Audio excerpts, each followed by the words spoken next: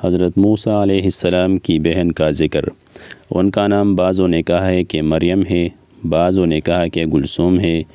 جب حضرت موسیٰ علیہ السلام کی والدہ نے ان کو دریا میں ڈال دیا تو ان سے کہا کہ ذرا تم کوچ لگاؤ کہ انجام کیا ہوتا ہے۔ غرض وہ صندوق نہر میں ہو کر فرعون کے محل میں پہنچا اور نکالا گیا۔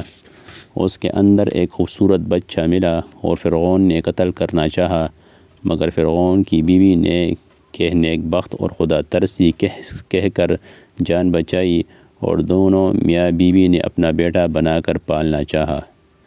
تو اب موسیٰ علیہ السلام کسی انا کا دودھ ہی منہ میں نہیں لیتے۔ سب حیران تھے کہ کیا تدبیر کرے۔ اس وقت یہ بیوی حضرت موسیٰ علیہ السلام کی بہن اس کوچ میں وہاں پہنچ گئی تھی۔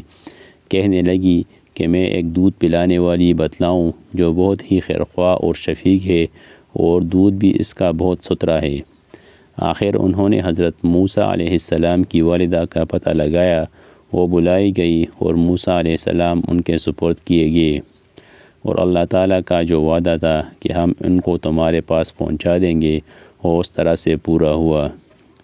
فائدہ: عقل بھی کیا چیز ہے کہ کسی طرح پتہ بھی لگا لیا اور کیسی جان جوکوں میں اپنی ماں کی خیرخواہی اور تابعداری بچا لائی، اور دشمنوں کو خبر بھی نہ ہوئی۔